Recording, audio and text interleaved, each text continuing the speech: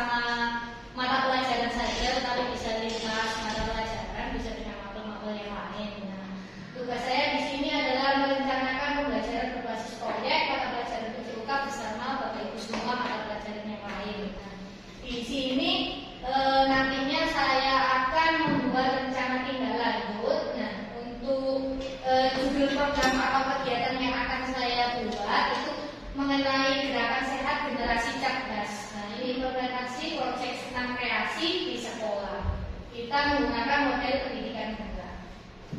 Kemudian latar belakang yang kenapa saya ambil judul tersebut, menindaklanjuti kegiatan Jumat Sehat yang belum terlaksana sampai hari ini, hingga sekarang. Kemudian banyaknya siswa yang kurang aktif secara fisik, kemudian pentingnya menjaga kesehatan fisik dan juga mental sejak dini. Setelah itu potensi senam kreasi bisa diterapkan dan dilaksanakan setiap Jumat atau di kegiatan-kegiatan lain, yaitu senam bersama dalam meningkatkan kebugaran dan juga semangat belajar.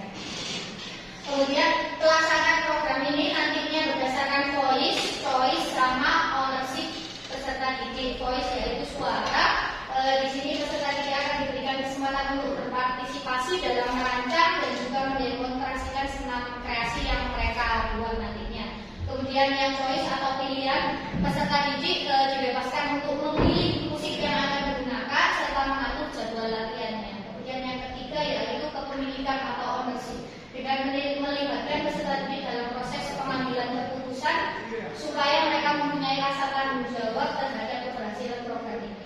Kemudian di sini aset. Nah, aset di sini kemarin sudah kami petakan di kelas PKPJUK. Nah, di sini saya ada aset manusia, ini nantinya kepala sekolah, guru PJUK, juga wali kelas, guru dalam KBS, Bapak Ibu dengan semuanya, serta peserta didik. Kalau untuk aset sosial di sini komunitas belajar kita yang ada di sekolah ini sama hubungan antara peserta didik. Kemudian aset fisik kita menggunakan nanti lapang olahraga.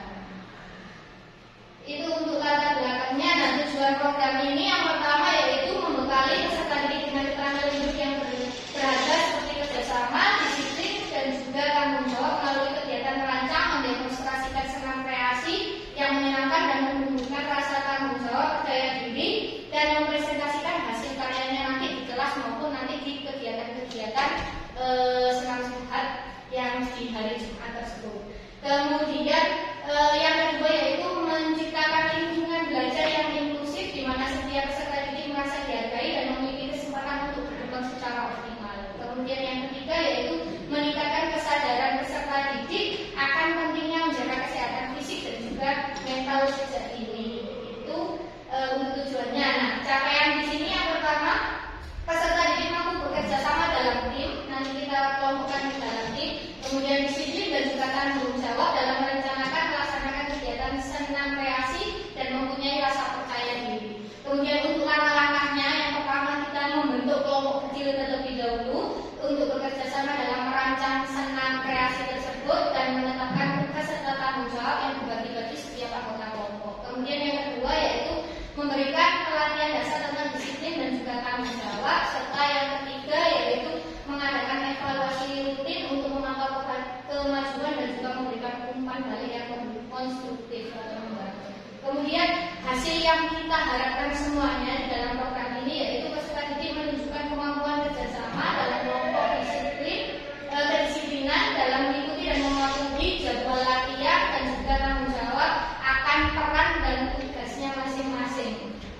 Itu dan memiliki rasa percaya diri. Nah, untuk struktur program dan juga mitra dalam komunitas belajar ini, program senam kreasi ini dirancang sebagai kegiatan kurikuler yang menarik dan berkelanjutan. Kegiatan ini akan memberikan kesempatan kepada peserta didik untuk berolahraga secara teratur, meningkatkan kebugaran dan juga membangun hubungan sosial yang positif. Nah, target di program ini adalah di fase F atau kelas 11 karena senam sudah saya berikan di fase F atau kelas 11. Itu kemudian untuk pengaturan program akan dilaksanakan di lapangan hari Jumat atau di jam-jam yang akan disepakati. Kemudian anggota komunitas belajar yang berkolaborasi ini sebenarnya yang saya butuhkan itu adalah dari guru PJUK dan juga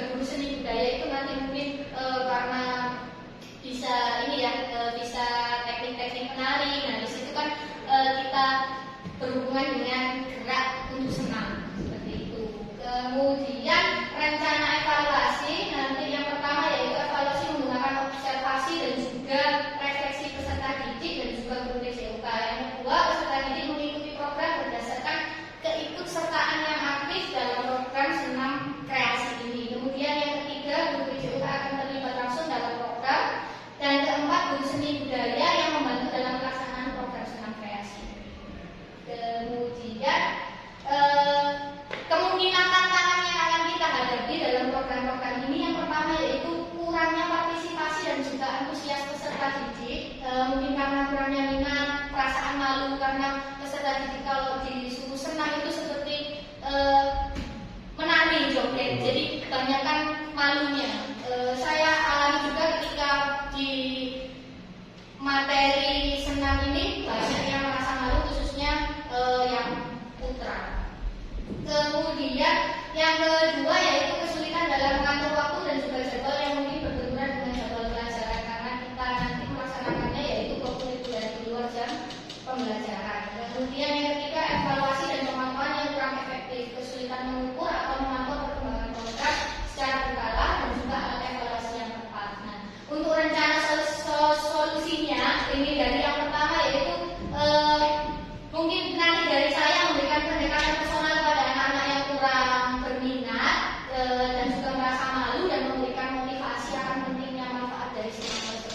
Kemudian rencana solusi yang kedua tentang kesulitan mengatur waktu mungkin mengintegrasikan program ke dalam program PJUK dan berkoordinasi dengan pembina ekstrakurikuler untuk mengatur jadwal karena biasanya kalau kita ambil di jam di luar itu biasanya anak-anak kan ada juga berbenturan dengan jam ekstrakurikuler. Nah, mungkin bisa diatur dengan pembina ekstrakurikulernya. Yang ketiga yaitu menetapkan jadwal evaluasi rutin untuk memantau kemajuan dan memberikan umpan balik yang konstruktif dan juga melakukan perbaikan jika ada kekurangan. Mungkin itu saja yang bisa saya paparkan. Nah, karena di sini adalah komunitas belajar yang terdiri dari mata pelajaran yang lain, khususnya di sini mungkin saya karena ada tugas PKT PJUK, mungkin nanti komunitas ini juga berjalan tidak hari ini saja, tetapi untuk kedepannya mungkin jika Bapak Ibu guru mempunyai program-program yang lain di mata pelajaran tersebut. Demikian, apakah ada yang perlu didiskusikan? Cukup? Kita laksanakan? Ya. Ya. Baik, terima kasih Bapak Ibu kelompok belajar di sekolah kita, KBS Muka. Semoga kelompok belajar kita terus bergerak menjalankan program yang kita harapkan untuk peserta didik nantinya. Terima kasih. Sekian presentasi untuk rencana tindak lanjut saya